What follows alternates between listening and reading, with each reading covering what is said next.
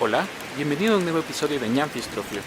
En esta ocasión, aprovechando que es el mes de octubre, aprovechando que, bueno, ahora que lo pienso, ya cumplí más de un año de no publicar nada en mi canal de TikTok. Pero bueno, ya no voy a volver a repetir las vicisitudes por las que he pasado.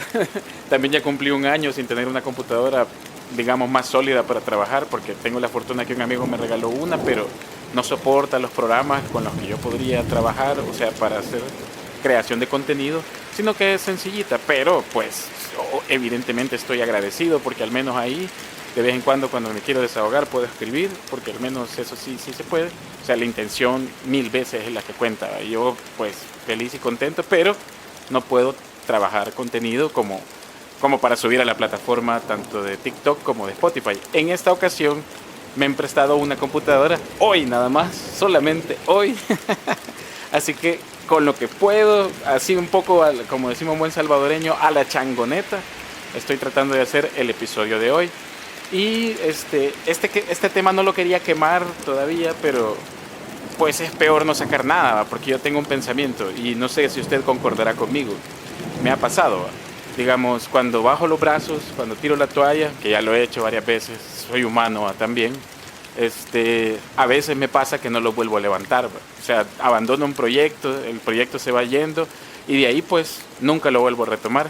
Entonces, aunque no he tenido tiempo, no me lo está preguntando y no necesita saberlo, pero yo se lo estoy comentando, aunque no he tenido tiempo para seguir sacando más contenido o de haberme preparado con anticipación y haber preparado un buen guión y tener todo super nice, yo digo, bueno, pero si no saco el episodio de esta semana, entonces a saber cuándo lo voy a volver a sacar, o sea, capaz hasta el otro año. Entonces, este es como las patadas de ahogado de alguien que no quiere tirar la toalla todavía, que este sería el tercer episodio seguido después de varios meses sin publicar nada.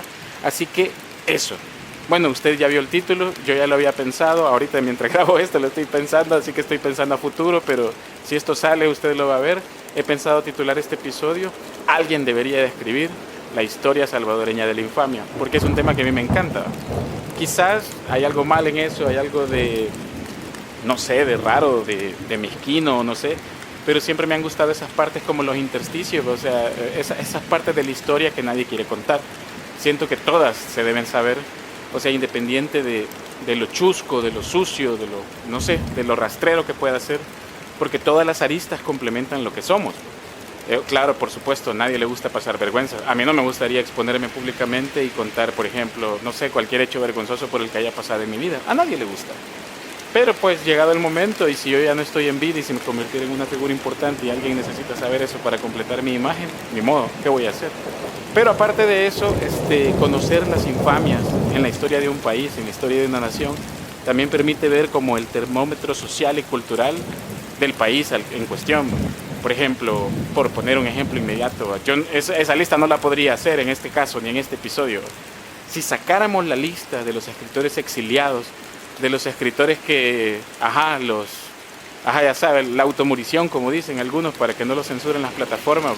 O sea, todos los escritores que pasaron por todas esas vicisitudes. Hay libros, por cierto, ya hay ensayos, ya comenzaron a aparecer algunos.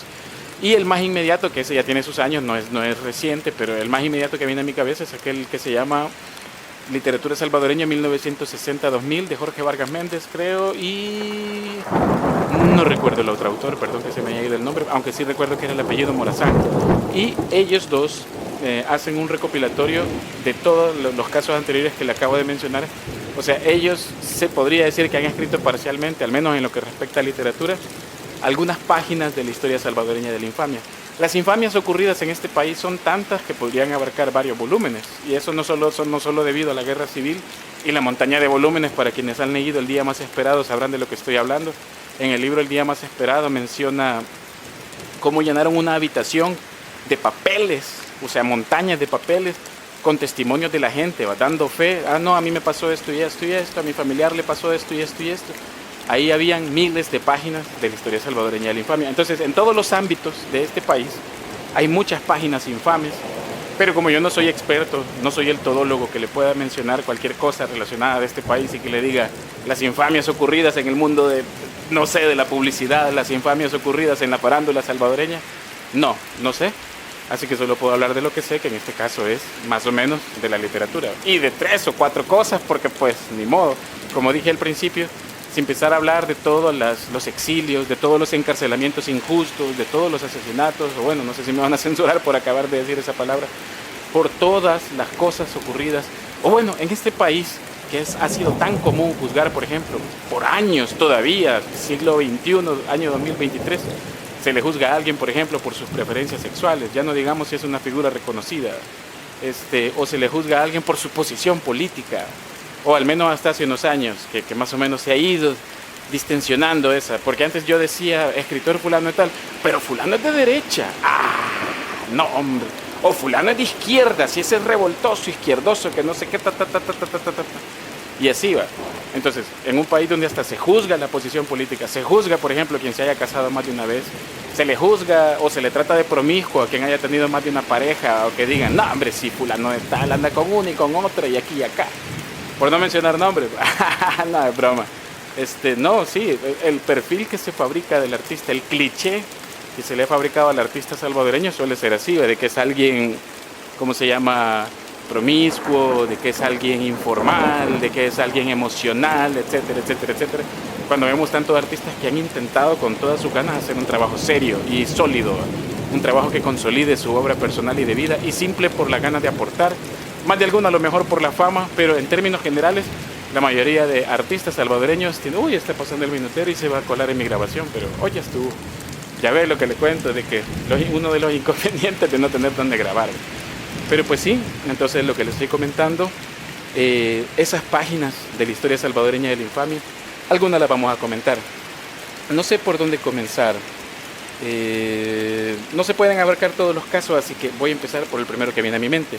Siempre, por alguna razón, viene a mi mente el caso de Matilde Elena López, para entrar en materia. Ay, no solo pensar todo eso. ¿Sabe por qué, creo yo? Estoy analizándolo. Cuando yo estaba en la universidad, Matilde Elena López, bueno, de hecho, en la universidad, en el edificio de Periodismo y Letras, hay una galería de escritores que se llama Matilde Elena López. O sea, así se tiene en estima, en alta estima, la figura de la doctora Matilde Elena López. Así que, pues, genera mucho escozor, mucha discusión esta situación de que a ella se le haya acusado de plagio en su momento, cuando se le acusó, como decimos un buen salvadoreño, de fusilar en su libro La interpretación social del arte algunas de las ideas de Arnold Hauser, Georgi Lukács. Entonces, en el mundillo académico, si en el mundillo literario o en el mundillo artístico, tanto en la música como en, no sé, en la pintura, no sé qué tanto se dará, ya supongo que sí, me imagino que sí. En la literatura, pues el discurso habla por sí mismo. Entonces, el plagio en estas formas de arte se considera delicado. Imagínese en el ámbito académico. O sea, en el ámbito académico se considera un pecado imperdonable plagiar, o sea, así.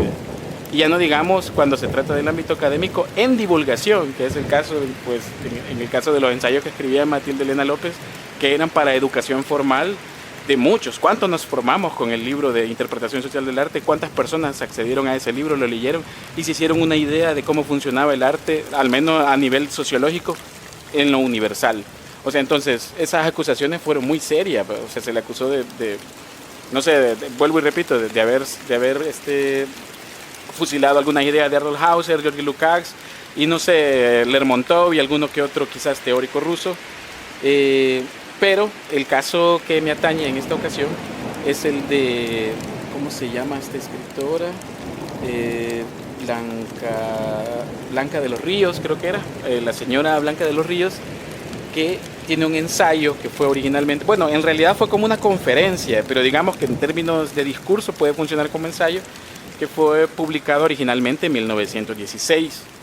Ese ensayo se llamaba Los grandes mitos de la Edad Moderna, Don Quijote, Don Juan, Segismundo, Hamlet, Fausto, y dice, conferencia leída en el Ateneo Científico de Madrid, una cosa así.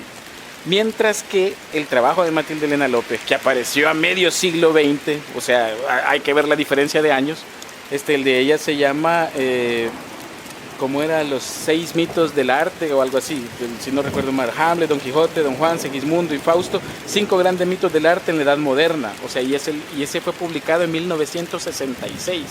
Entonces, al menos en el título se le parecen. Yo lamento no haber encontrado el PDF, al menos del de Blanca de los Ríos, de Lamperes, porque pues al menos haber leído ese material me habría ayudado a dilucidar. El de Matilde naturalmente lo leí, y lo leí desde mis años universitarios. Pero el de la señora Blanca, lastimosamente no tuve acceso a ese material. Pregunté por aquí, pregunté por allá, investigué en internet, barrí un poquito algunas de las páginas de PDF que conozco, pero no lo encontré. Hace años que yo había comentado en Twitter, un poco desvergonzadamente, y en el marco de unas publicaciones que habíamos hecho en una revista que trabajábamos con unos amigos. Saludos a los grafomaníacos, no creo que me estén escuchando, pero por si alguno de ellos me llegara a escuchar.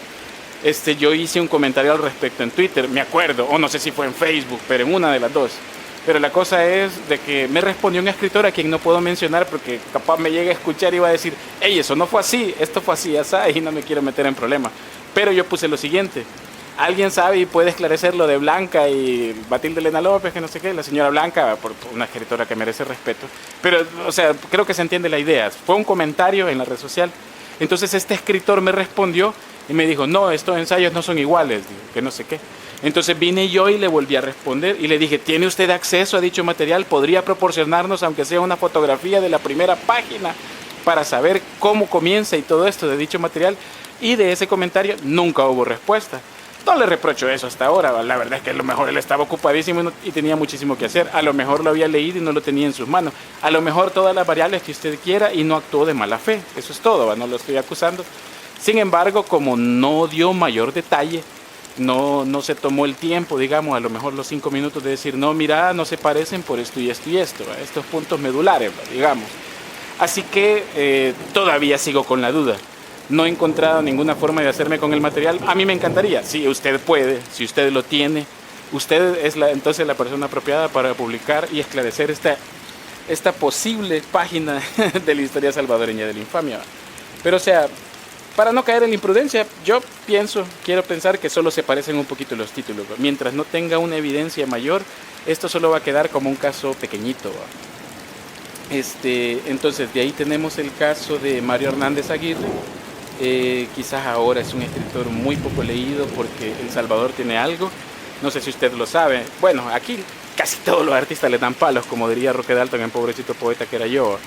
Pero a los escritores plagiarios generalmente se les exilia, y se les exilia para siempre, o sea, rara vez son perdonados, en este país al menos. O sea, se les exilia, me refiero a ese como ostracismo espiritual, nunca vuelven a ser bien recibidos en ningún círculo intelectual. Rara vez se les toma en cuenta para alguna iniciativa cultural, por el caso mío que estoy hablando de escritores, y así va. Entonces muchos se retiran del mundillo, llamémosle así, que la palabra, pues yo sé que a la mayoría le desagrada, pero aquí son mundillo, son como pequeños grupúsculos, pero vaya, entonces se retiran como del mundillo y ya nunca vuelven a publicar, etcétera. Entonces creo que si usted es un poco neófito en el conocimiento de la literatura salvadoreña, a lo mejor jamás habrá escuchado el nombre de Mario Hernández Aguirre. Pero pues resulta y acontece que a este señor, el escritor Mario Hernández Aguirre, escribió un poema que se titulaba El hombre a quien la aurora señalaba, el que se supone que estaba dedicado a Alberto Malferrer. Y sin embargo resultó que en realidad era un plagio al escritor argentino José Portogalo, era un plagio al poema El hombre del alba, dedicado al pensador José Carlos Mariátegui. Así que la controversia nos hizo esperar. Bueno, si no recuerdo mal, el escritor Manlio Argueta, obviamente actuando de buena fe y de buena voluntad con respecto a la creación literaria y todo lo demás, o sea, él y no recuerdo quién más, también se me ha ido el nombre, ambos expusieron el caso, o sea, lo expusieron con detalle y todo, con conocimiento de causa, comparación de poemas y todo lo demás. Y por supuesto el señor Mario Hernández Aguirre guardó silencio y toda la cosa. Y pues sí, quedó, digamos, exiliado en el ostracismo, llamémosle así, o sea, lo que mencionaba. Así que el caso del señor Mario Hernández Aguirre quedó como una de las páginas de la historia salvadoreña de la infamia. En cuanto a plagios, también tenemos el caso más reciente, reciente porque creo que fue en 2012 o 2013, no, el trabajo lo envió en 2012 y apareció en 2013, que es el caso de Mario Rojas. Yo creo que no tengo mucho que decir con respecto a ese caso. O sea, es decir, salió en los principales periódicos del país, fue hasta entrevistado y todo, tiene miles de visitas en YouTube. Mucha gente lo insultó, mucha gente dijo esto y aquello, pero quizás quisiera destacar que ya pasaron los años, ya pasaron 10 años, creo que no me voy a meter en problemas por decir esto, y fue en anteriores administraciones, Y si usted está viendo esto en Spotify, le suplico que entonces revise su pantalla y va a notar en su pantalla que voy a colocar algunas capturas.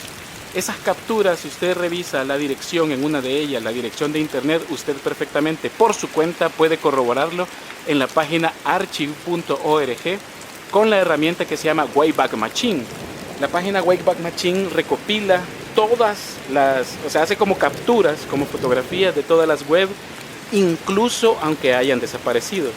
Así que ojo, usted puede corroborar lo que voy a decir a continuación y no acusarme, de alguien viniera a acusarme y decir, hey, lo que estás diciendo es una irresponsabilidad, mira esto y esto y esto. No, las capturas son reales, la dirección web que usted va a ver ahí es real, la puede llegar a corroborar en Wayback Machine. El caso de Mario Rojas sirvió un poco para invisibilizar una situación que se dio en los Juegos Florales del 2013. Los Juegos Florales del 2013 tenían un reglamento específico porque, esto es muy duro de decirlo, pero resulta que muchos de los escritores que ganaban, pocos eran jóvenes y poca juventud estaba como en disposición a participar precisamente porque ganaban. Así era el rumor, no mate al mensajero, sino que escuche el mensaje, no mate al mensajero. El rumor era que ganaban como que la misma gente, o sea, que un año ganaba fulano, el otro año ganaba sutana, mengana, perengana, y así como que se repartían los años para ganar los juegos. El rumor se había extendido mucho, estaba como, ¿cómo decirlo? Bueno, era un secreto a voces. Por supuesto que la población en general no sabe absolutamente nada de eso. Y yo quizás estoy siendo demasiado atrevido al decir esto. Perdóneme, tomé con pinzas mis palabras entonces. No pretendo ni dañar la imagen de nadie ni acusar a nadie. No he dicho nombres. Pero pues como voy a poner las capturas, usted va a poder ver. Y si usted por su cuenta va a Wayback Machine, ahí por su cuenta también va a ver a qué me estoy refiriendo.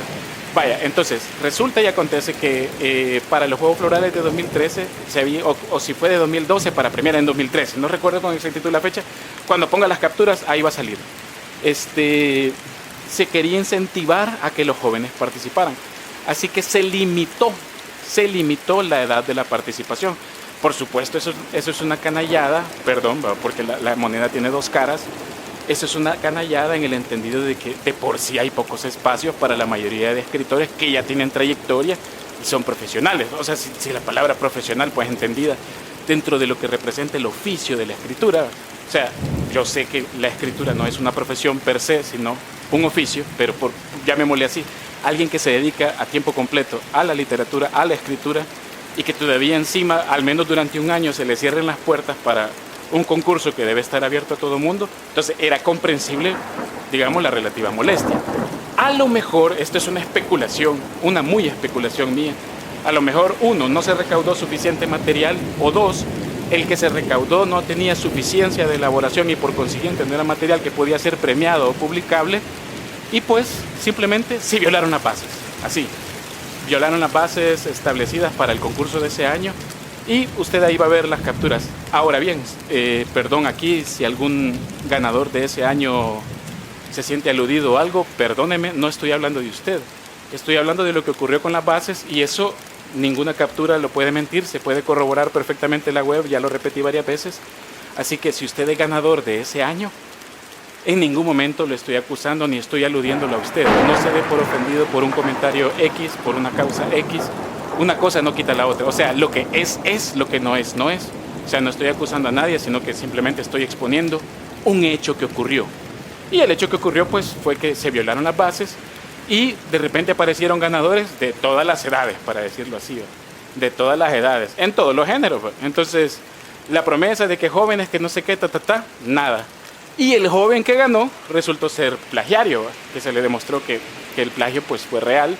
Entonces, pues sí, esa controversia del plagio tapó la otra parte, sirvió de tapón para encubrir la otra parte. Así que ambas situaciones en este caso forman parte de las páginas negras, digamos, de la historia salvadoreña de la infamia. Y de ahí, bueno, tenemos el caso de los poetas mártires. No voy a mencionar detalles, pero creo que no está a la memoria de estas personas, de estos escritores, de estos patriotas, no sé cómo llamarles, de la forma más encomiástica y respetuosa posible, ¿verdad? Hablamos de un Alfonso Hernández, de una Lil Milagro Ramírez, de un Amílcar Colocho, de un Arquímedes Cruz, de una Delfina Góchez Fernández, de un Jaime Suárez Quemain, de un Mauricio Vallejo, de una Leila Patricia Quintana Marchelli, conocida como Amada Libertad. Y no sé, así podríamos empezar a mencionar más y más y más y más, porque hay muchos. Y bueno, quizás el más conocido por todos es Roque Dalton, que aunque Roque Dalton, o sea, sí es un poeta mártir del Salvador porque estaba en el lugar equivocado, en el momento equivocado y murió defendiendo sus ideas, pero pues es un caso mucho más complicado, mucho más complicado. Bueno, lo que iba a decir, o sea, estos poetas esperaban un mejor mañana, vivieron sus vidas al límite, esperando que nosotros, o sea, la generación de ahora, ellos en el ayer, nosotros en el ahora, vivieran una mejor situación de vida, que conociéramos mejores panoramas, o sea, que para nosotros fuera, como decía Roque Dalton en aquel poema, para otros custodiamos el tiempo que nos toca.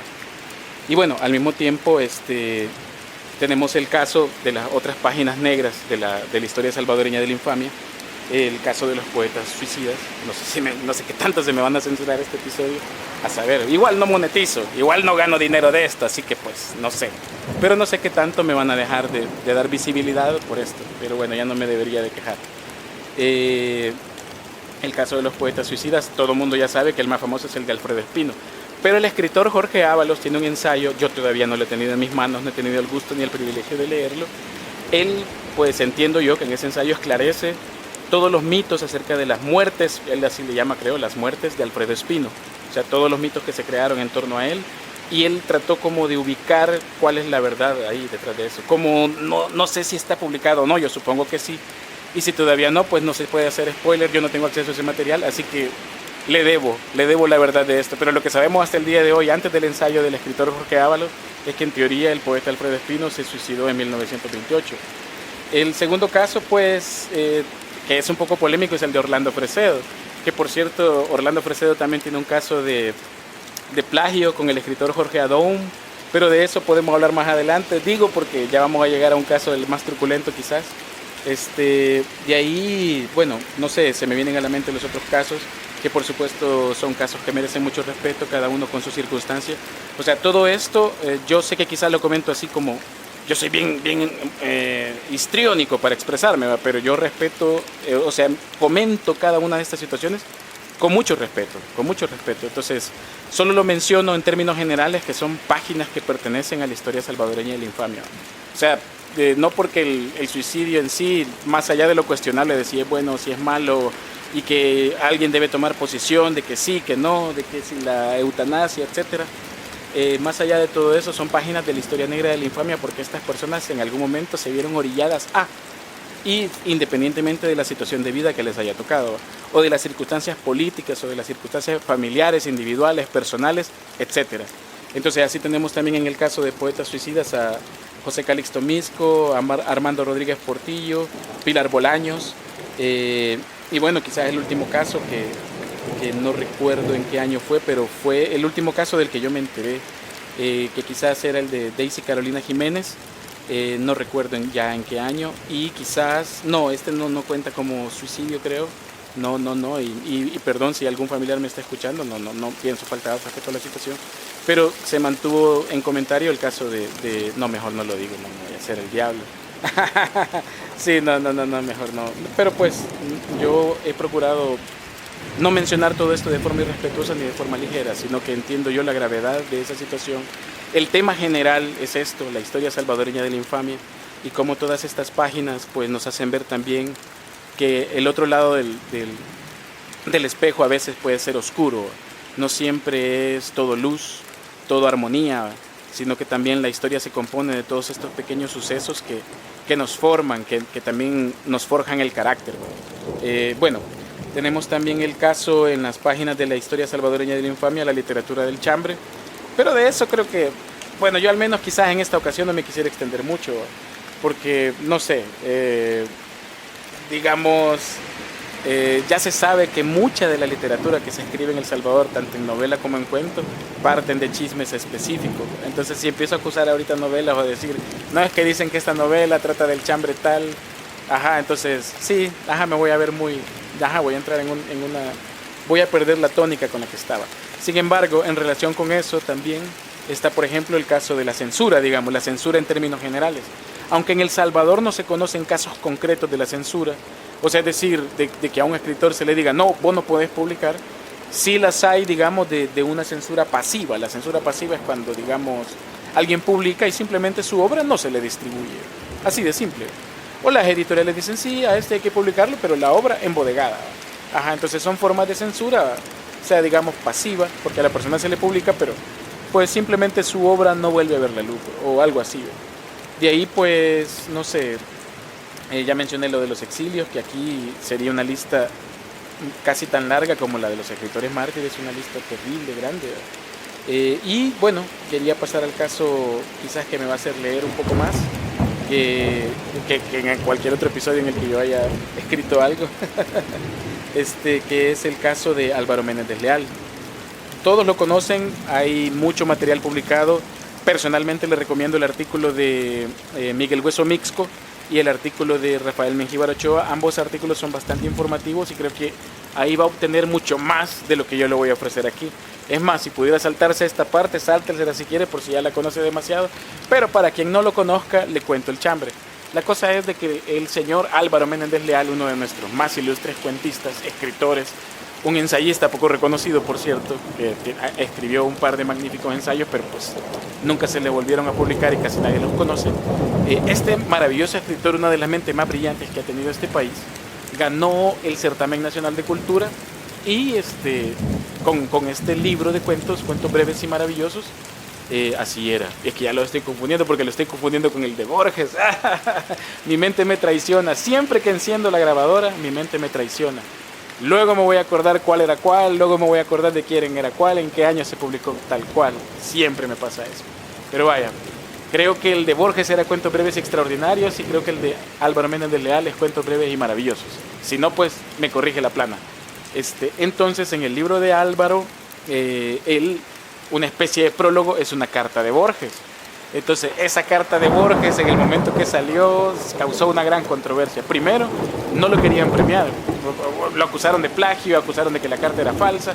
Le hicieron un montón de acusaciones. Luego hasta se reunieron escritores. Imagínense cómo se toma aquí, cómo se toma aquí de en serio las cosas.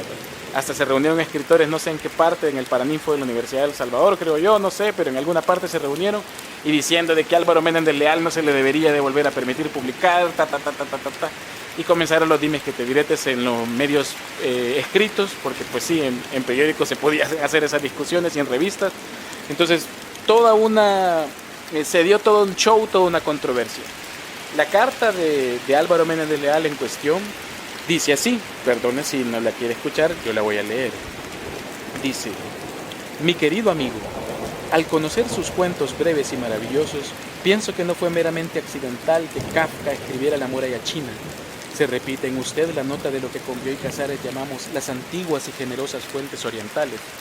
Se repite y se prueba mi idea de que el número de fábulas o de metáforas de que es capaz la imaginación de los hombres es limitado, pero que esas contadas invenciones pueden ser para todos, como el apóstol. Limitado o no, lo cierto es que usted prueba a su vez que ese número no está en manera alguna agotado. Debo agradecerle ese descubrimiento. Si repara en la perpetua carrera de Aquiles y la tortuga, verá que, en efecto, yo no solicito otra virtud que la de su acopio de informes, pero la joya la dejó allí, impenetrable, delicada, límpida, como la concibiera un día en Elea el discípulo de Parménides, negador de que pudiera suceder algo en el universo. Mas usted le da un nuevo engaste y logra con intensidad lo que otros, en más de 23 siglos, no lograron con extensión. Por eso yo no acepto el homenaje que me rinde al declararse mi seguidor. Si de algo es usted seguidor, es de sus propios sueños. La mejor prueba de este acerto está en el mapa ecuménico. Su cuento Misión Cumplida es el cabal logro de algo que perseguimos todos, el equilibrio de lo esencial en lo narrativo juntamente con el episodio ilustrativo, el análisis psicológico, el adorno verbal. El terrible tema de las motivaciones, del libre albedrío, se encuentra encerrado en esas 2 páginas. Alguien, quizá de grandes barbas rizadas, me dicta ahora desde Casiopea a estas líneas para usted. Es él mismo que impidió vernos cuando usted pasó por Buenos Aires. Creo que no debe preocuparle su predilección por los temas orientales. que es razonable lo que usted piensa, de que de ninguna manera ese surrealismo sui generis que lleva el pathos oriental puede significar una literatura de evasión. No fue por evasión que la fábula china floreció especialmente en los siglos III y IV antes de nuestra era y en los siglos XVI y XVII. Bien lo supieron las dinastías Zhou y Ming. Por lo demás, no se limita usted a presentar simples traducciones, sino que recrea y hasta llega a la total invención, como ocurre con la Edad de un chino, cuya poesía y cuya forma chinas no las destruye, ni el saber que nombres de personajes, trama y fuentes no son sino invención suya. ¿O estarán en alguna biblioteca de Casiopea a esas crónicas del reino del dragón eterno del siglo XIII? Pienso que, además de los mencionados cuentos como El cocodrilo, El viaje inútil, La hora de nacer, Los cerdos, El suicida y El último sueño, son tan redondos y tan bien logrados que han de quedar dentro de la mejor literatura que se escribe en América en este siglo. Lo mismo puedo decir de las pequeñas joyas que son El sueño soñado, El cuento soñado, La sequía y El cazador. Estos y otros cuentos suyos son flor para los años. Jorge Luis Borges. Entonces, el estilo borgiano está también fusilado, también copiado a que, primero, los que se fueron en la chicagüita, como decimos en buen salvadoreño, los que se deslizaron en la cáscara, creyeron ipso facto que Borges mandó la carta. Los más escépticos se dieron cuenta de que aquí había un truco, que aquí había, no sé, alguna especie de juego de por medio. Esos fueron los más escépticos, pero de inmediato acusaron de plagio a Álvaro Menéndez Leal. Ahora bien, si usted ha leído algo de Borges o conoce un poco de Borges, no me dejará mentir que si usted busca el ensayo Discusión, si no recuerdo mal, ese ensayo se publicó en 1932, ahí va a hallar un 40% de esta carta, pero mezcladas las frases las unas con las otras para formar la carta de Álvaro. Naturalmente, las otras partes de la carta, de la supuesta carta de Borges, deben estar mezcladas de otras frases, de otras partes, ya sea del mismo libro de Discusión o de, no sé, de cualquier otro libro de Jorge Luis Borges. Entonces, o sea, fue una picardía de don Álvaro Menéndez Leal esto. Entonces, pero se formó una gran polémica, se le acusó horrible, se le hizo tan grande el problema de que el mismísimo Alfonso Orantes me envió una carta a Jorge Luis Borges, o sea, se le envió de verdad para tratar de preguntarle y esclarecer el asunto. Entonces, igual la voy a leer, si no la quiero oír, lo lamento, pero la voy a leer. La carta que le mandó Alfonso Orantes a Jorge Luis Borges dice: Señor Jorge Luis Borges, estimado maestro, le extrañará que un desconocido para usted se atreva a molestar su atención con un asunto desagradable. Pero como están, al parecer, de por medio su prestigioso nombre, el del país donde ahora resido, y la buena fe y crédito de sus intelectuales honestos, yo que me precio de ser un intelectual digno, me veo obligado a dar este paso y recurrir a su testimonio para establecer la verdad. El asunto es el siguiente. Con el libro Cuentos breves y maravillosos, Álvaro Menéndez Leal obtuvo la mitad del segundo premio República del Salvador en el 8º Certamen Nacional de Cultura, efectuado en 1962. Como el suscrito trabaja en la Dirección General de Publicaciones del Ministerio de Educación, dependencia donde se editó aquella obra, tienen que revisar originales antes de ser entregados a los talleres. Así pudo comprobar que El cocodrilo, cuento de Menéndez Leal, no es sino una burda versión, cuasi un plagio, del delicado cuento El sueño de Chuang Tzu, aparecido en la página 27 de la antología que, bajo el nombre de Cuentos breves y extraordinarios, publicada por usted y el señor Bioy Casares en 1955 e imprimiera la editorial Raigal de Buenos Aires. Otro tanto ocurre con el cuento del mismo Menéndez Leal intitulado El venado y el sueño, del libro ya citado, que aparece con el nombre de El ciervo escondido, página 29 en la antología publicada por usted y Bioy Casares. Como advertirá, el plagio en este último caso es evidente e inverecundo, aparte de los disimulos y hasta yerros que contienen. Bien, como por otra parte en la página 15 del libro de Menéndez Leal aparece una carta suya que el autor de Cuentos breves y maravillosos ha asegurado que usted le dirigió, y tal misiva aparecía en los originales presentados al certamen indicado, hecho que dio motivo para que Salarrué, el escritor salvadoreño que usa ese nombre, cuyo verdadero nombre es Salvador Salazar Arrué, miembro del jurado calificador, se resistiera a premiar la obra, expresando que el procedimiento era indebido por intentarse de ese modo sorprender a los miembros de dicho jurado, impresionándolos por el prestigio de tal nombre, Jorge Luis Borges, el caso de esta adjudicación hecha a Menéndez Leal ha quedado en entredicho y ha motivado desconfianza entre los intelectuales honestos y dignos, jóvenes y adultos, que ven en semejante proceder un precedente indebido y un medio reprobable e inusitado de coacción para inclinar el fallo de un tribunal de esa clase.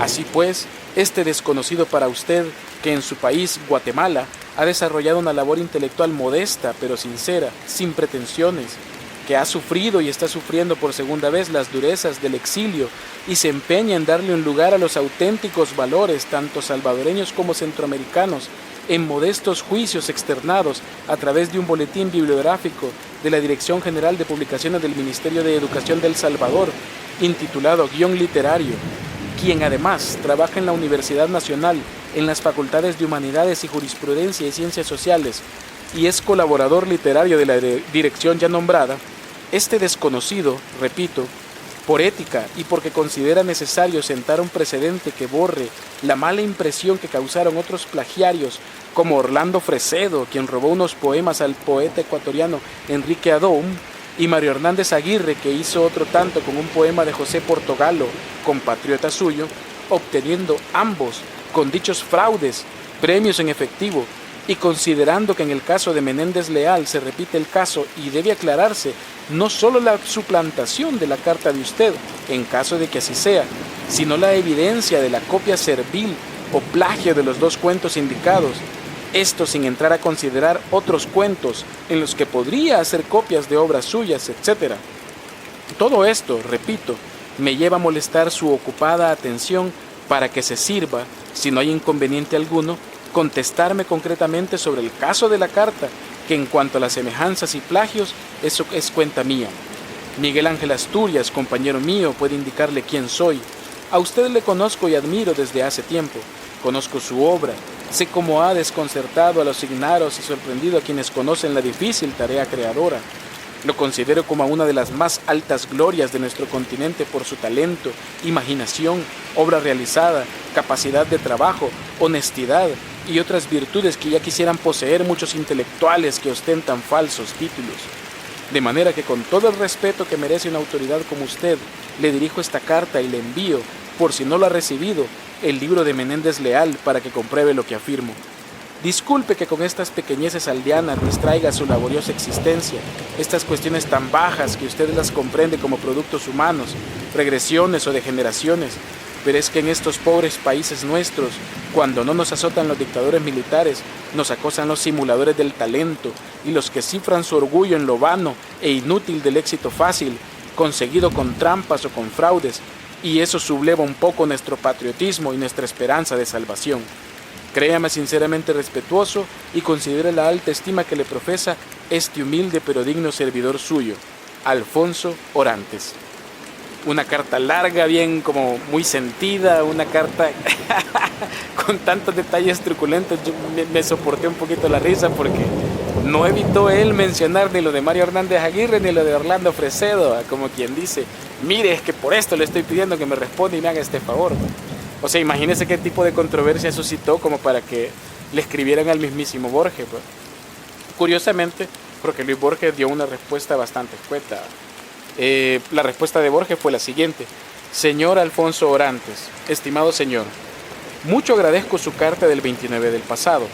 No recuerdo haber escrito la generosa y acaso justa epístola que me atribuye el señor Álvaro Menéndez Leal, a quien no conozco. Sospecho que se trata de un ingenioso mosaico de frases mías, tomadas de diversos textos y amplificadas por el mismo señor Álvaro Menéndez Leal.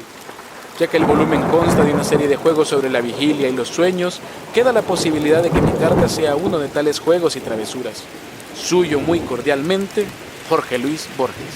Borges respondió de forma escueta, directa, acertada y bueno, acertada digo por lo último que mencionaba, de que probablemente la carta se trataba de uno de esos juegos y evidentemente eso fue. La carta formaba parte del juego de los cuentos breves y maravillosos.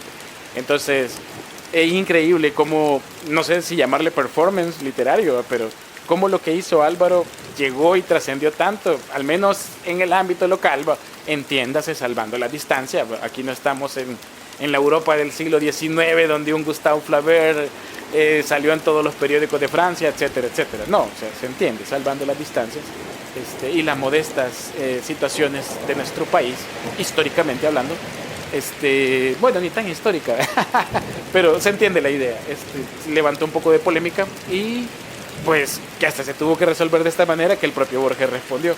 Ahora bien, casi nadie comparte esto. Digo casi nadie porque creo que sí he visto una o dos publicaciones donde comparten las porciones del diario de Bioy Casares, porque el diario de Bioy Casares le da como una vuelta de tuerca a esta situación de Álvaro Menéndez Leal.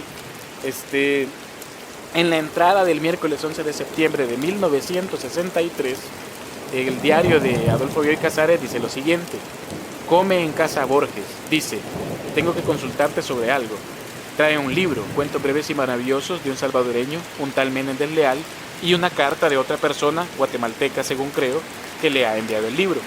El título obviamente recuerda el de nuestra antología, Cuentos breves y extraordinarios.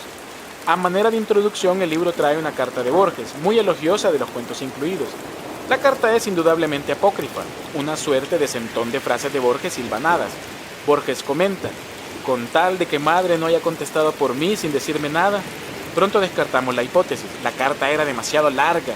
Su madre no lo hubiera escrito tan larga, él menos aún. La madre no hubiera imitado el estilo de Borges. En cuanto a las grandes barbarrizadas, Borges está seguro de no haber escrito eso. Leemos algunos cuentos. Uno, titulado Los cerdos, es gracioso. En una aldea, cuando el limonero lee unos manuscritos que descubren el molino, se convierte en cerdo. Luego lee los manuscritos la mujer del molinero y también se convierte en cerdo. Igual suerte corren niñas y niños, el cura, etc.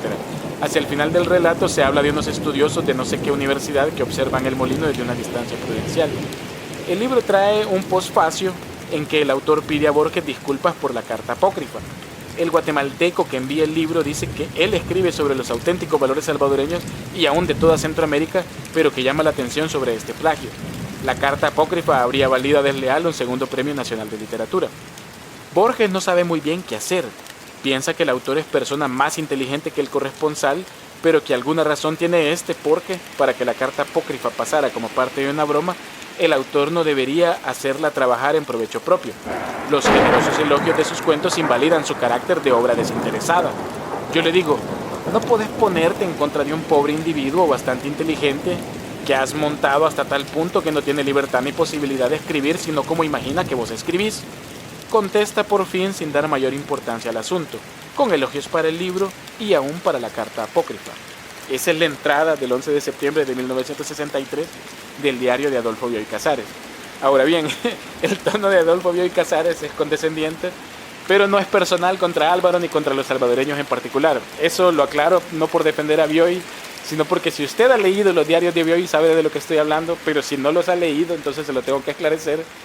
Adolfo Bioy Casares y Jorge Luis Borges, al menos en los diarios de Bioy, no tenemos evidencia, a menos que alguien hubiera tenido cámaras ocultas por años para saber cómo hablaban Borges y Bioy en privado, pero pues de los diarios de Bioy lo que se puede inferir e intuir es que ellos son condescendientes hasta con Shakespeare, con eso le digo todo, hasta con William Shakespeare, con Wordsworth, con Lord Byron, o sea, no se salva nadie, y lo cual pues también en su momento estoy seguro, cuando aumenten los lectores de esos diarios, va a suscitar sus respectivas polémicas. Pero entonces la entrada del diario así no es nada, no es una diatriba contra escritores salvadoreños, y la condescendencia con la que habla Bioy pues lo hace con todo mundo, o sea, ya son así. Ahora bien, usted me dirá, en el ámbito privado uno despotrica contra los políticos que detesta, uno despotrica con los cantantes famosos que no le caen bien, del artista, de quien sea. Entonces, ¿es válido o no expresarse? Pues en el ámbito privado, sea y como sea, de quien sea, pues usted me dirá. Yo pensaría que sí. Lo malo es esto, de que todas esas conversaciones privadas se terminaron publicando, en este caso en los diarios de Bioy. Entonces, pues eso nos da otra óptica del escritor, pero también se puede generar cierto escándalo innecesario, escándalo que el escritor, en este caso Jorge Luis Borges, jamás habría buscado. O sea, era un tipo muy ubicado, con los pies en la tierra, cada momento y cada cosa en su lugar. Él podía bromear, se dice de Borges, que hasta hacía bromas escatológicas y todo lo demás. ¿Quién no ha hecho una broma de esa naturaleza? ¿O quién no ha dicho malas palabras alguna vez en su vida, por decirlo de alguna manera? ¿O quién no ha hecho una broma medio chocarrera, medio vulgar? Todos alguna vez. Ahora bien, saltar a la palestra y hacerla en la palestra pública, yo sé que son cosas diferentes, todos deberíamos de ser conscientes que son cosas diferentes. Simplemente esclarezco esto para hacer una idea de las entradas del diario, pero son acotaciones al margen porque quiero que se complemente con todo lo ya dicho del caso de Álvaro Menéndez Leal. Ahora bien, 3 años después, o casi los 3 años cumplidos después, en la entrada del miércoles 31 de agosto de 1966, dice Adolfo Bioy Casares en su diario, leo la entrada: come en casa Borges. Hace un tiempo, un señor Menéndez Leal publicó en El Salvador un libro de cuentos, entre los que algún crítico reconoció más de uno de cuentos breves y extraordinarios, por ejemplo el del leñador y el ciervo. Recuerdo que llegó aquí el libro con una supuesta carta prólogo de Borges, que resultó ser lo único original. Nótese la sorna. Por ese libro, Menéndez Leal recibió un premio. Después, con una pieza de teatro, obtuvo otro. Uno de los concursantes, en la amargura de su desilusión, escribió al jurado que señalarle que la pieza de Menéndez Leal era un tercer acto de Shakespeare. Menéndez Leal está en la cárcel, pero tiene imitadores. Es el jefe de una escuela llamada Los Recreacionistas, que tienen aterrados a los jurados de la muy literaria República del Salvador. No saben nunca si están premiando Corazón, se refiere a la obra del Mundo de Amichis, Los Trabajadores del Mar, se refiere a una obra de Víctor Hugo, o El Vicario de Wakefield, se refiere a una obra de Oliver Goldsmith, en Nuevas Reencarnaciones. Lo voy a volver a leer la frase porque mucho la interrumpí. No saben nunca si están premiando Corazón, Los Trabajadores del Mar o El Vicario de Wakefield en Nuevas Reencarnaciones. La escuela no empezó con la teoría, como Morris, que dijo: todos los cuentos se han contado, volveré a contarlos, y los versificó.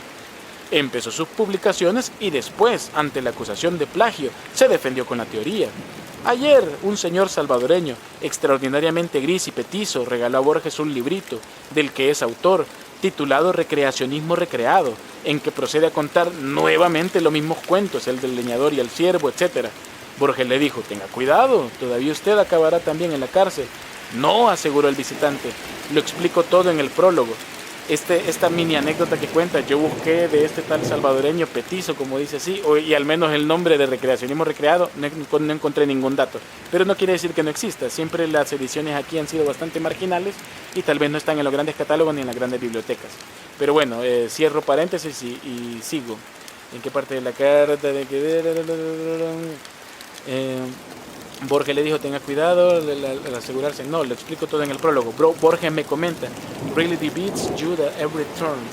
Si no me equivoco, eso es una frase de Shakespeare, pero no recuerdo de qué obra. Bye. Espero que aparezcan pronto nuestros cuentos. Palladium aparecerá en una mesa sátira contra Desleal y su escuela. Bioy responde: esta historia de los recreacionistas tiene más argumento de cuento que el de Palladium. Borges: parece de Henry James. Bioy: ¿cómo se resolverán a publicar los plagios? Borges: es la tentación de la facilidad. Esa misma tentación, ahora lo descubro, es la del arte abstracto. Silvina: Anderson Imbert, en esas cosas breves que publica, está contando cuentos de todo el mundo, hasta alguno mío. Borges: hay que denunciarlo en Sur, empezó con el leve Pedro. No es necesario traducirlo, tenemos el texto de Wells. Bioy dice: a mí el plagio me parece increíble. Si una persona me asegura que es una coincidencia, le creo. Él estaba muy dolido porque vos creyeras que Leve Pedro era un plagio. Borges: Mastronardi lo leyó y me señaló que el cuento era de Wells. Los recreacionistas buscarán textos un poco ignorados o, al contrario, publicarán Los Tres Mosqueteros, y ahí cierra la entrada. Lo leí hasta el final, aunque algunas partes parecía que no tenían que ver, porque con los recreacionistas se refiere a este grupo, a ese supuesto grupo de salvadoreños que estaban publicando textos ya reconocidos, que como dijo el otro, que Wakefield, que el Mundo de Amichis, etc. Entonces, dando a entender en esta última entrada, que estos dos opinaban que todo escritor salvadoreño como mínimo es un plagiario, así, y por eso el comentario sarcástico al final de esa entrada, en este caso de esa entrada de diario. Bueno, no voy a criticar ni juzgar lo que dijo Borges ni lo que dijo Bioy, ni afirmar ni negar. La verdad es que nuestra tradición literaria tiene sus propios bemoles. Por supuesto son expresiones injustas de parte de ellos, eso no hay duda. Y bueno, dije que no iba a juzgar, pero son expresiones injustas en la medida en que, o sea, están exagerando la nota, ¿va? No es que el 100% de escritores salvadoreños sean plagiarios, a menos que alguien pudiera demostrarlo. Quizá un tipo como Borges podría haber querido demostrarlo, podría haberlo demostrado si hubiera querido, eso era lo que tenía que decir.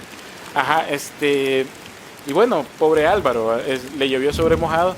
Y quiero decir lo siguiente, que antes de que se me olvide, nótese la diferencia entre las dos entradas. En la primera entrada, la de 3 años antes, a Bioy Casares y a Borges les pareció Álvaro un tipo inteligente. Lo dicen un poco con condescendencia, pero reconocen su valor, reconocen el valor incluso de algunos cuentos. 3 años después, ambos que tenían esa propensión a hacerse los gentlemen, se dan cuenta de que Álvaro está preso y ahora es un leproso.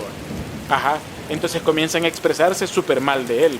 O sea, hasta comienzan a decir la carta, prólogo, que era lo único original. Ajá. Y antes elogiando 3 años antes el cuento de los cerdos y todo eso. Solo lo digo como una nota adicional a todo esto. Ajá. Creo que es una polémica, polémica que ya ahora ya se puede hacer como charla de sobremesa y creo que por eso me he atrevido a traerlo hasta este momento. No sé cuántas personas han compartido ambas entradas. Yo comparto mi punto de vista con respecto a eso porque si usted conoce escritores no me va a dejar mentir. Si un escritor parece prometedor, el otro mete la mano, el otro que ya tiene carrera, ya tiene trayectoria, mete la mano al fuego por él. También pasa entre los artistas, Y hoy resulta que fotitos, y hoy resulta que somos amigos, y uno dice, mi amigo, fulano de tal, mi amigo, no sé qué, o sea, yo he visto escritores que se expresan de esta manera. Perdón, no quiero aludir a nadie, pero una vez escuché a un escritor salvadoreño expresarse así, mi amigo Pablo Neruda, que no sé qué, o sea, no sé si fue Neruda o alguien más, porque Neruda murió ya hace muchos años, pero un escritor así, salvadoreño, como que yo diga, no sé, mi amigo Sándor Márai, el escritor ¿de dónde es? De Hungría, creo. Y así va. Entonces, pero luego resulta que si alguno de estos escritores caen de gracia, como en este caso, entre comillas, de gracia, que Álvaro pues estuvo preso, como también lo estuvo nuestro querido Manlio Argueta, nuestro querido Roque Dalton. O sea, casi todos los escritores de esa generación sufrieron persecución, cárcel y exilio, tanto los jóvenes como los que tenían cierta trayectoria. Solo los que estaban alineados con el gobierno, a eso no se les cerraba ninguno de los espacios, se les imprimían hasta ediciones de lujo de sus obras. O sea, eso creo que si usted tiene un cierto conocimiento histórico, lo sabe. Y obviamente ni Borges ni Bioy sabían pues ni la quinta parte de la situación de lo que pasaba en El Salvador. Pero yo lo que quería destacar, y por eso compartí las dos entradas de diario, es la actitud. O sea, esa actitud de gentleman de decir, no, ya está sucio, se cayó en el lodo, y apartar la mano con parsimonia, así como que fuera Varys, el personaje de Juego de Tronos. Entonces esa fue la actitud de Bioy, y de ahí nunca vuelven a hablar de ello, nunca vuelven a hablar de ningún salvadoreño, ni de Álvaro Menéndez Leal, o sea, simplemente como que fueron olvidados. Y qué bueno que los diarios se publicaron con amplitud y con cierta integridad, porque si alguien se hubiera puesto a darle coherencia detenidamente, a darle coherencia al relato y alterar los diarios lo más que se pudiera, nos habríamos perdido de las dos diferencias que hay entre una entrada y otra. Por un lado, pues, don Álvaro Menéndez Leal, que probablemente nunca supo que su travesura llegó a oídos de Borges, y que no solo eso, sino que también lo elogió, aunque 3 años después lo hiciera caer de la gracia, ya que estos señores eran los grandes gentlemen. Pero bueno, eso nada más. No sé, creo que ya lo hice demasiado largo. Creo que este episodio me va a quedar más largo que el de arquitectura, que hasta el momento era el que tenía el récord de más largo, o no sé cuánto llevo, pero ya llevo demasiado tiempo, supongo yo. Si ha escuchado hasta aquí, le agradezco. Técnicamente el episodio termina hasta aquí, pero tiene un apéndice, así que para los que me siguen en TikTok ya conocen el apéndice que sigue a continuación, pero si usted nunca lo ha escuchado y tal vez le da gracia y quiere escucharlo, recopilé, recuperé y rescaté, llamémosle así, unos pequeños clips que yo había publicado en mi canal de TikTok acerca de la historia salvadoreña de la infamia y que no he mencionado en todo lo que he hablado hasta este momento, y que lo hablé en este caso porque ¿cómo resumí el caso de Álvaro y de Borges en un video breve de TikTok? Creo que era imposible, a menos que me tomara los 9.59 minutos en un guión bien trabajado. Y pues no tengo teléfono para trabajar, ni tengo computadora para trabajar, así que no. Pero tengo la computadora con la que estoy ahorita, así que bueno, en fin, ya demasiado.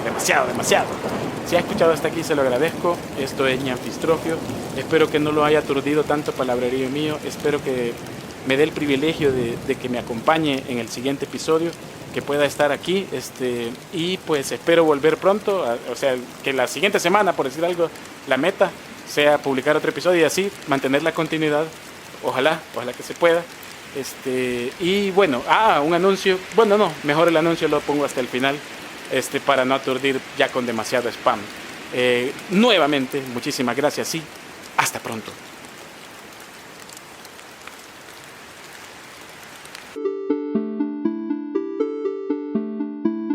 Se toma como referencia el año de 1980 o 1981 para situar la publicación original como conjunto de este libro denominado Las enseñanzas de Vietnam, apuntes de Roque Dalton. Una obra póstuma que pasó por muchos azares para que incluso hasta nuestros días no se haya reeditado. Pero hay varios puntos a tener en cuenta al hablar de este libro. En primer lugar, es probable que la génesis de esta publicación contenga móviles más complejos. Por ejemplo, por la naturaleza del contenido, es fácil intuir que pertenece a la etapa de ensayos políticos de Roque Dalton, los cuales entraron en punto de ebullición entre 1966 y 1972. De ese tiempo datan Imperialismo y Revolución en Centroamérica, el que a su vez reúne dos ensayos claramente diferenciados, el aparato imperialista en Centroamérica y El Salvador en la Revolución Centroamericana, además del ensayo Revolución en la Revolución y la crítica de derecha. Con toda probabilidad pertenecen a este tiempo los apuntes de las enseñanzas del Vietnam. No tenemos certeza, por ejemplo, de si estos apuntes sobre Vietnam podrían haber sido un apéndice de alguno de los ensayos anteriores, además que también existe la posibilidad de que fueran temas sueltos, mimeografiados y transmitidos clandestinamente en El Salvador durante la segunda mitad de los años 70 y principios de los 80, algo que fue una práctica común en los grupos insurgentes y revolucionarios de la época. Es decir, visto todo lo anterior, algún experto tendría que dilucidar todos estos aspectos históricos. Por otro lado, lo importante a destacar aquí es que este ensayo es un libro que no podría volverse a editar. Es decir, no es necesariamente un libro prohibido en el sentido en que se entiende como literatura prohibida en otros países del mundo. Aunque suene redundante, pero para quedar claros con este punto, este ensayo no es como si, por ejemplo, usted viviera en Estados Unidos y alguna agencia estatal de ese país lo esté buscando por distribuir libros como el libro de cocina del anarquista, el cual claramente trae instrucciones de cómo crear material explosivo o algo así. Sin embargo, el libro de Dalton sí es un material explícito sobre logística guerrillera, además de instrucciones para sobrellevar la vida clandestina en épocas de lucha. Quizá por esto no sea un libro que esté directamente prohibido, pero no dejaría de ser sospechoso si alguna autoridad descubriera a un grupo de personas estudiándolo diligentemente. Quizá para más de alguna persona resulte criticable que un escritor de la talla de Roque Dalton escribiera un ensayo como este, pero lo cierto es que el poeta tuvo sus propias convicciones como hijo de su época y tomó el camino que él creyó justo, tanto en su vida como intelectual, así también como hombre que contribuyó a los movimientos de acción. Un tema polémico y extraliterario sin duda. De todos modos, es un capítulo de nuestra historia que es importante conocer para dibujarnos mucho mejor en nuestro presente y en nuestra posteridad los retazos de los que se compone nuestro pasado. Para bien o para mal, la existencia de este libro es un testimonio más de aquellos años convulsos que forman parte de una amplia y todavía no escrita historia salvadoreña de la infamia. Esta novela, que no sé si debo o no pronunciar su nombre, ya que he visto que por menos esta plataforma a veces da de baja algunos videos, pertenece al escritor salvadoreño David Hernández, quien publicó el libro con UCA Editores en 1995. Sin embargo, apenas con unos cuantos días de su publicación, el libro fue mandado a destruir e incluso se dice que buscaron a los primeros compradores para convencerlos de regresarla. Es evidente que esto último suena bastante a exageración, además de parecer algo pasado de surrealista, pero la verdad es que de mi país creo que no me sorprendería si resultara ser cierto. Esencialmente puede decirse que la novela trata de la historia del grupo literario La Cebolla Púrpura, que surgió en los años 70 y que tenía un compromiso social, como lo tuvieron también los grupos que les antecedieron, como Piedra y Siglo y La Generación Comprometida, entre otros. Por la cantidad de referencias de toda naturaleza con las que el libro está cargado, se podría pensar que la novela es autobiográfica. Sin embargo, su propio autor lo ha declarado de esta manera: la novela no es autobiográfica, sino que es una verdad contada como si fuera mentira o una mentira contada como si fuera verdad. Aprovechando un poco las licencias que la literatura puede permitir, con un humor bastante chocarrero y guanaquísimo, hace gala de un ingenio mordaz con el que se burla de muchas personas que por entonces ostentaban el poder o eran figuras de gran relevancia en el ámbito político, social y cultural de El Salvador de la época. De hecho, no podría mencionar algunos pasajes en los que el libro realiza algunos de sus comentarios, porque precisamente algunas de las personas involucradas en dichas porciones de texto siguen teniendo importancia y reconocimiento en nuestro país, además que a nadie le gustaría escuchar un comentario de mal gusto sobre algún familiar o un ser querido. No hay un consenso, o por lo menos yo no recuerdo haber leído al detalle y con claridad, sobre si la novela fue guillotinada o llevada a un crematorio o las dos cosas. Lo que sí sé es que en España se reeditó en una edición de papel ignífugo es decir, que sea muy pero muy difícil de quemar. En cuanto a la novela, sus influencias más evidentes y directas son del realismo sucio norteamericano, también de lo que suele denominarse la onda mexicana, además de dos influencias directas salvadoreñas bastante evidentes, como el caso de Caperucita en la Zona Roja de Mario Argueta y Pobrecito Poeta que era yo de Roque Dalton. Siendo honesto, la novela me costó terminar de leerla. No digo que sea mala o algo así, sino que quizá lo que ocurrió es que no me identifiqué ni con la historia ni con la manera en que fue llevada. Más allá de algunas situaciones, por supuesto, que merecen un poco de empatía y atención, como todas las vicisitudes por las que pasan algunos de los personajes, los cuales están basados, por supuesto, en los poetas que vivieron y que sufrieron la crueldad de los gobiernos de la época. Finalmente, hay que añadir que con esta novela se abre un debate interesante sobre la libertad de expresión. ¿Hasta dónde usted puede tomarse una licencia para escribir algo sobre otra persona, incluso si es un libro de ficción? ¿Dónde se encuentra la línea de lo tolerable o de convertirse en alguien que se pase de la raya? Y así podríamos, pues, hacernos más preguntas. Es un debate complicado que podemos dejar para otra ocasión, quizás hasta cuando tenga la oportunidad de hacer transmisiones en directo. De todos modos, es interesante conocer esta clase de historias, que no le quepa la menor duda de que esta es otra página que alguien más debería de escribir y ampliar los detalles para añadirla a una todavía no escrita historia salvadoreña de la infamia.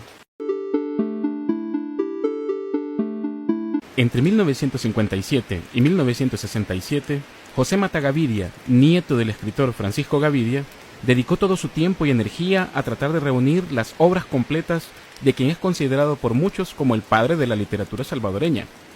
Se sabe que reunió un aproximado de 30 tomos de diferentes dimensiones, en los cuales se encontraba no solo casi la totalidad de la obra dispersa que nadie se había dedicado a reunir de este escritor, al menos no a ese nivel de detalle, sino que también se hallaba material inédito con un valor histórico inestimable. José Mata Gavidia entregó todos estos materiales al Ministerio de Educación, incentivando de manera enérgica y entusiasta una posible futura publicación de dicho material, o bueno, para que al menos sirviera como insumo general para unas futuras obras completas. Pero los años pasaron y por una inexplicable negligencia, poco a poco todos los materiales entregados se fueron deteriorando y ya para los años 80 se llegó a dar el material completo por perdido. Una situación bastante vergonzosa, teniendo en cuenta la supuesta estima que se le tiene al escritor Francisco Gavidia en el panorama cultural salvadoreño. Sería complejo explicarlo en pocas palabras, pero pecando un poco de reduccionista, basta con resumir que don Francisco Gavidia fue fundador de periódicos, revistas, editor y comentarista de una gran cantidad de clásicos que apenas venían a nuestro país, y por lo mismo promotor de la compra y distribución de las mejores ediciones y traducciones de su tiempo, libros que fueron a parar al acervo de la Biblioteca Nacional, activista social a través de movimientos y sociedades creadas ad hoc para distintos intereses y particulares relacionados con la cultura, la política social y el bien común. Influenció en los sistemas magisteriales y promovió innovaciones programáticas del entonces Ministerio de Instrucción Pública, llamado ahora Ministerio de Educación. De don Francisco Gavidia, el dato más reconocido quizás sea la amistad que mantuvo con el destacado escritor de talla universal Rubén Darío. En El Salvador, ciertamente su obra no ha sido bien apreciada, sobre todo quizá porque su prosa y su poesía es demasiado clásica, de una gran erudición y con un parnasianismo que suele alejar bastante al lector común. Pero si usted todavía revisa con detenimiento, por ejemplo, toda la narrativa salvadoreña del siglo XIX, sin menospreciar por supuesto a los autores de esa época, encontrará que ninguno se compara con don Francisco Gavidia. Su estilo clásico en poesía, si bien es cierto, suele ser de temas lejanos y sobre todo de interés para gente iniciada en temas grecolatinos, precolombinos o de literaturas orientales, no deja de ser de una producción impecable, de una técnica pulcra, aunque quizá a este tiempo despierte poco interés. Pero también exploró muchísimas otras cosas en un trabajo inagotable de unos 75 años de vida de escritor. Escribió sobre historia, música, lingüística, pedagogía, filosofía, política, ensayos literarios, teatro, periodismo, además de realizar un par de traducciones y hasta intentó inventar su propio lenguaje. Todos esos aspectos, sumado a la influencia que ejerció en una gran cantidad de escritores y personajes de su época, quienes a su vez fueron influencia decisiva en el desarrollo cultural salvadoreño en nuestro devenir histórico, convierten a don Francisco Gavidia, vuelvo y repito, a fuerza de resumir, en el padre de la literatura salvadoreña. Ahora bien, sé que con esto sonaré bien dramático y tendrá que perdonarme por eso, pero no puedo evitar pensar lo siguiente. Si ante un hombre a quien las mismas instituciones salvadoreñas reconocen su importancia histórica, ante un hombre cuya calidad de su aporte es innegable. Es decir, si a un escritor de esta talla, que los historiadores llaman padre de la literatura salvadoreña, le perdieron un acervo documental de inestimable valor, ¿qué se puede esperar de la obra literaria de otros escritores a quienes quizás se les tenga menos estima? Y más todavía, ¿qué esperanzas podríamos tener de recuperar el trabajo documental de otros artistas salvadoreños que quizá en su tiempo no fueron suficientemente valorados y que ahora podríamos volver a apreciar? Y bueno, solo estoy elucubrando ideas, pero no deja uno de pensar en que esta es sin duda otra página más de la historia salvadoreña de la infamia. El asco, Thomas Bernhard en San Salvador, es una novela corta de Horacio Castellanos Moya, publicada por primera vez en 1997. Con toda probabilidad es el libro más conocido del autor en El Salvador, debido a que generó controversias cuando se publicó, ya que la novela trata en un tono mordaz y cáustico la cultura salvadoreña en general, a través de los motivos y personajes narrados por el protagonista Edgardo Vega. De aquellos años, Horacio Castellanos Moya recibió críticas de toda naturaleza e incluso en algunos de los principales periódicos del país aparecieron editoriales suplicando que sacaran la novela de circulación, que no la metieran al programa de estudios y que representaba un daño, supuestamente, a nuestra cultura y a nuestros valores.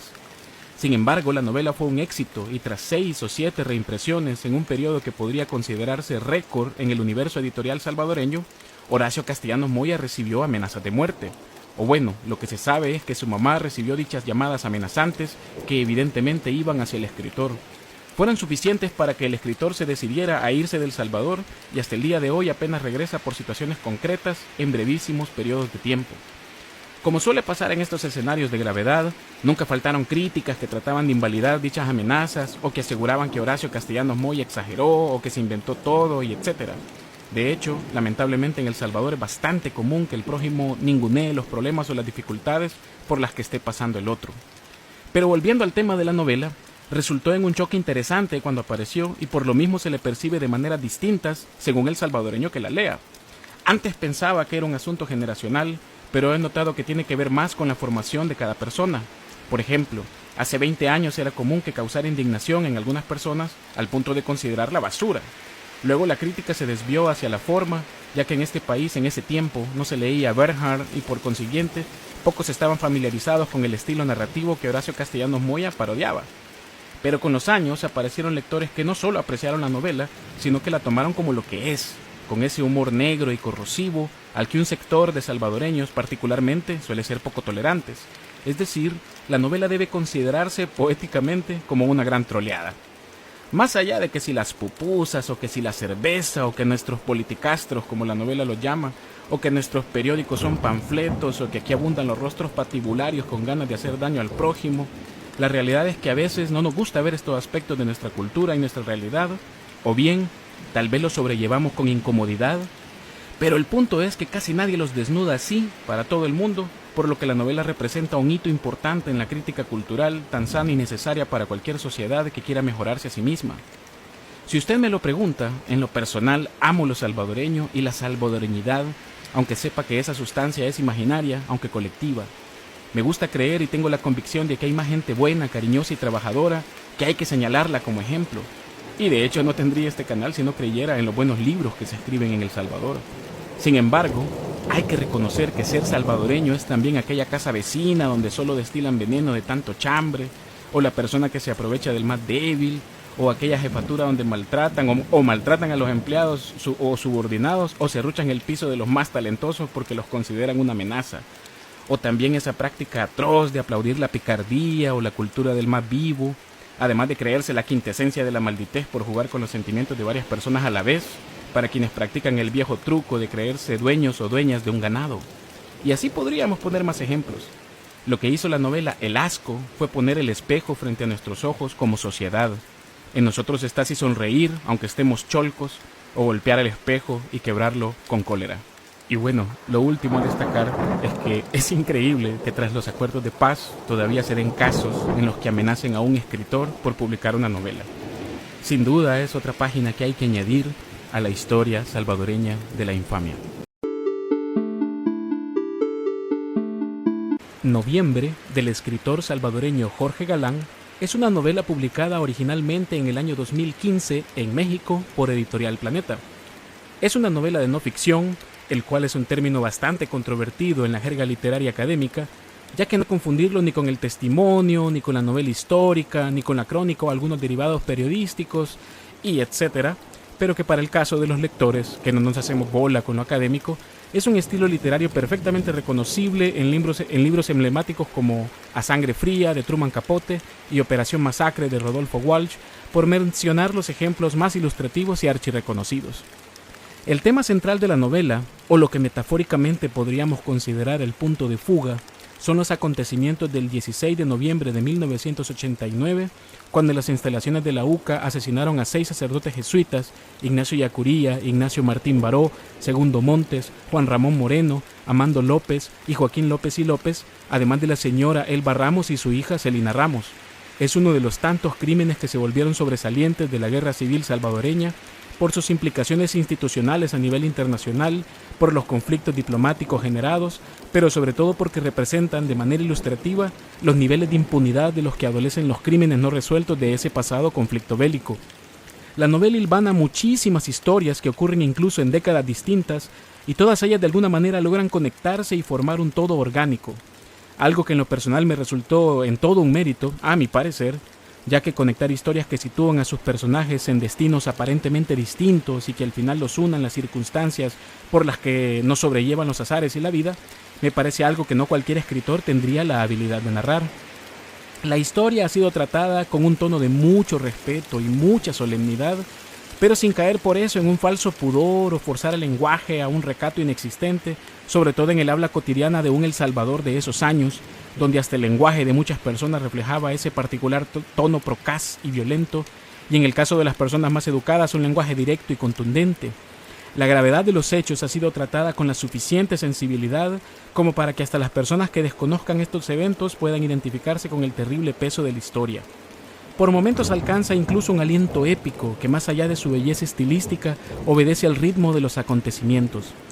En los días en que el libro fue lanzado, el autor afirma que recibió amenazas de muerte para tratar de disuadirlo de presentar el libro en El Salvador. Como era de esperar, algunos medios y personalidades en ese momento adujeron que se trataba de una maniobra comercial, o que en todo caso sirvió como palanca para que el escritor pudiera pedir asilo en otro país. Incluso se publicó un manifiesto en apoyo del escritor, el cual firmaron personalidades de la talla de Mario Vargas Llosa, Joaquín Sabina, Almudena Grandes, Fernando Valverde, entre muchos otros, creo que más de 160 personas si no me falla la memoria. El resultado de eso fue que el escritor Jorge Galán se radicó desde entonces en España. En aquel momento incluso se dijo que si ni a periodistas y otras personas dedicadas de lleno a la investigación del caso habían sido amenazadas, que sonaba sospechoso el caso de Jorge Galán. Pero sin pretender defender al escritor, lo cierto es que mientras que las investigaciones no pueden tomarse licencias para difundir detalles de un caso de tal delicadeza, aunque mucha de esa información esté disponible para quienes revisen los materiales divulgados, el caso de la novela es que no toma los hechos solo para exponerlos ni tampoco para colocar blancos o negros. Vemos una historia con toda su amalgama de grises, con nombres y apellidos, por lo que de seguro eso se tomó como una afrenta o como motivo suficiente para tratar de silenciarlo. Por cierto, en marzo de este año 2022 salió la película Llegaron de Noche, del director Imanol Uribe, cineasta nacido en El Salvador pero de padres españoles, filme que se inspiró en la novela de Jorge Galán. Si bien trata el asesinato de los mártires de la UCA como eje central, además de colocar el telón de fondo de la ofensiva del año de 1989, la película se centra principalmente en la odisea de la señora Lucía Barrera de Serna y su familia, quienes pasaron por una gran cantidad de vicisitudes al ser ella la única testigo ocular el día de los asesinatos. Esta película no vino a nuestros cines, así que me imagino que tendrá que buscarla por otros medios por si tiene interés. Y bueno, el caso de los mártires de la UCA es una de las páginas negras de la historia de El Salvador, y la publicación de una novela de no ficción y que ella se tome como motivo para amenazar la vida de un escritor, sin duda son de esas páginas destacables de la historia salvadoreña de la infamia. Tenía planes para cubrir suficiente contenido durante todo el mes de octubre, pero lastimosamente no pude. Ni modo, hago contenido para TikTok solo en mi tiempo libre. Pero no podía cerrar el mes sin darme la oportunidad de hacer esta pequeña reflexión. Todas las literaturas del mundo tienen en sus historias páginas un poco turbias y anecdotarios cuando menos penosos. El Salvador no es la excepción, solo que la inmensa mayoría suele desconocer todas estas historias. En nuestro país hay una lista bastante grande de escritores asesinados, algunos con lujo de barbarie, escritores desaparecidos, escritores exiliados, escritores víctimas de algún tipo de abuso, además de las clásicas polémicas entre los mismos escritores o con alguna figura influyente o de poder. Tenemos, además, una lista de escritores que se aplicaron la autoinmolación, para decirlo de alguna manera en la que esta plataforma no me censure, o bueno, una lista bastante considerable de acusaciones y demostraciones de plagio, lo cual en este país se toma con una seriedad que usted ni se imagina. Y cómo olvidar, por supuesto, los libros de las extremas, que tanta incomodidad provocan en algunos sectores, como los libros de literatura fascista y comunista respectivamente. Hay material increíble para contar todas esas historias.